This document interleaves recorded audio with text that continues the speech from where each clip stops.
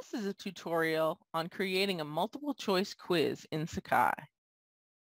To create a multiple choice quiz, you need to create a notepad document or a text document that contains your questions and answers in a very specific format.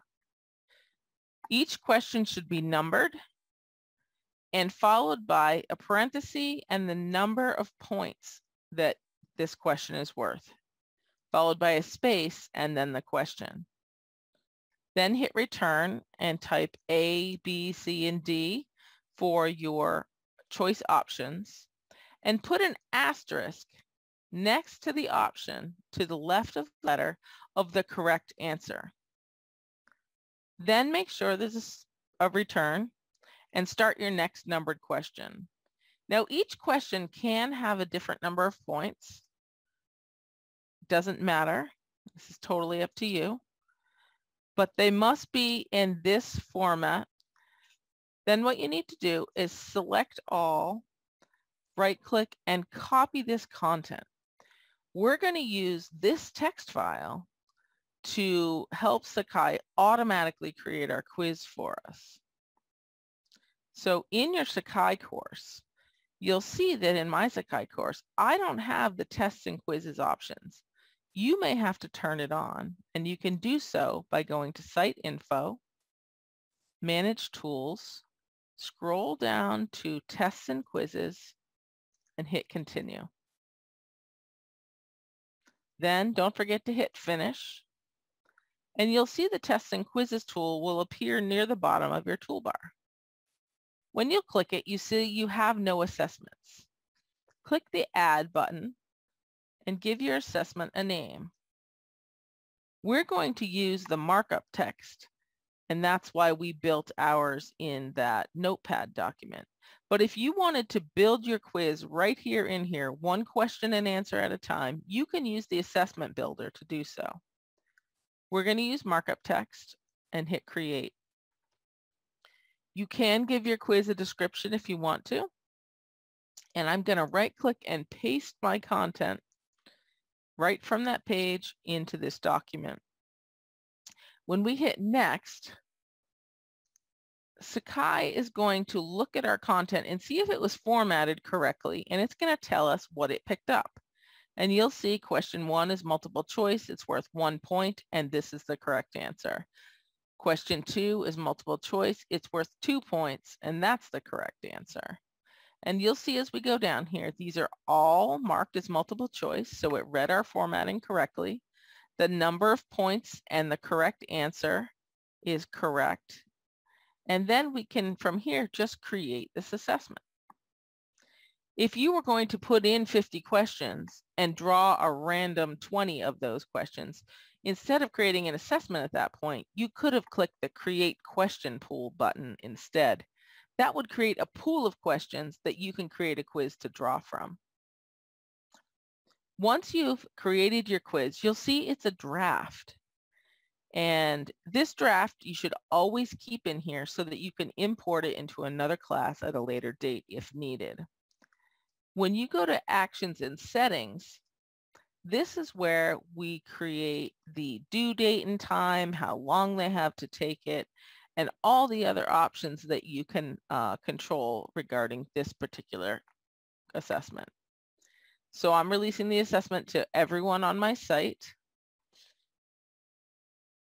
You can pick how many times they can submit. Typically, it's either 1 or 3 or something like that.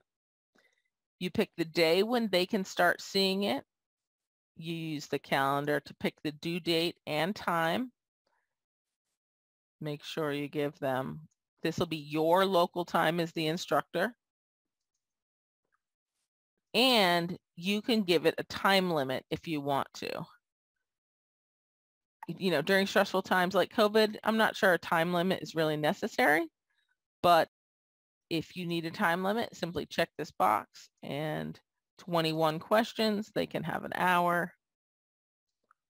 You can choose whether you want late submissions or not, whether you want to be emailed after each person submits, and I usually show the question point value during the assessment so they understand exactly how many points each question is worth. So you can add a message that students will see after they hit submit. If you have students who need more time, you can use the tab for exceptions to time limit and delivery date. And you can select different users in your class and say student 4 needed double the amount of time. You could give them the same settings and just give them a 2-hour limit. And once you're done with this exception, if you needed to add a different exception for another student, you'd click the add exception button and it would add another section. One of the most important ones is the grading and feedback. So if it's multiple choice, most likely you're allowing the computer to do the grading for you. Grading is a little more complicated if you're doing fill in the blank or short answer where you have to do it manually. But in the case of a multiple choice, typically the default settings are close to correct. You will want to click Send Assessment Score to Gradebook immediately, regardless of the options below, and select a gradebook category if you have categories all set up in your gradebook. If you're not using gradebook, you don't have to select it, but students will have to come to tests and quizzes to get their grade instead of seeing it with their other grades in the gradebook. If you want them to get feedback when they submit the thing, make sure to click Feedback on Submission. That'll give them their score. What you want also to give them is what are you going to give them when they get their feedback. Often I will give them the student's response, the correct response, and if you had included any feedback in the question level feedback for each question, we didn't, you could check that. But typically they'll want to know, what did I choose and what's the correct answer? If you're allowing multiple resubmissions, you might not want to allow the correct response. But if you're only allowing one submission, then the correct response is good to show them so they actually learn something from the assessment. The layout and the appearance allows you to put each question on its own page, or you can put the complete assessment on one long web page. It's up to you what you think students will want. With a short quiz of say 10 questions, maybe 15, they might not mind clicking next page, next page, next page after each question. But the longer your assessment, you could break it into parts where there are 5 questions on each page or something like that. Or you could just put it on one long page and they can scroll down the page. It's up to you how you want the layout to be. Continuous numbering is usually how we leave it because you don't want students to see question 1 on part 1 and question 1 on part 2. They're like, I thought I already answered question 1. But that's up to you. And then when you're done, you save settings and publish. When you save settings and publish, you can publish with notification or without.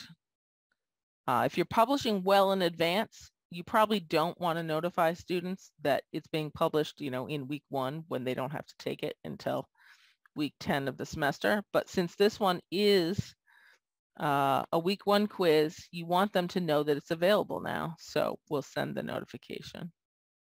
You can also customize this notification here. When you hit publish, it will return you back to your list of attestments, and you'll see that you still have the draft and you have the published version of the week 1 quiz. The students won't be able to see the draft.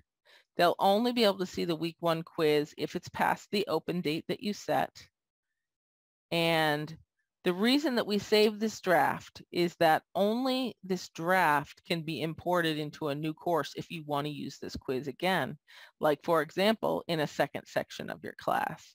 Instead of having to go through the making of the markup and copying and pasting it in, you could just import your tests and quizzes into your other section. So don't remove this draft.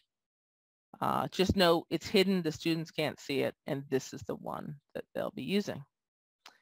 And that's how you use markup to create a multiple choice quiz in Sakai. If you have any questions, email us at at@antioch.edu.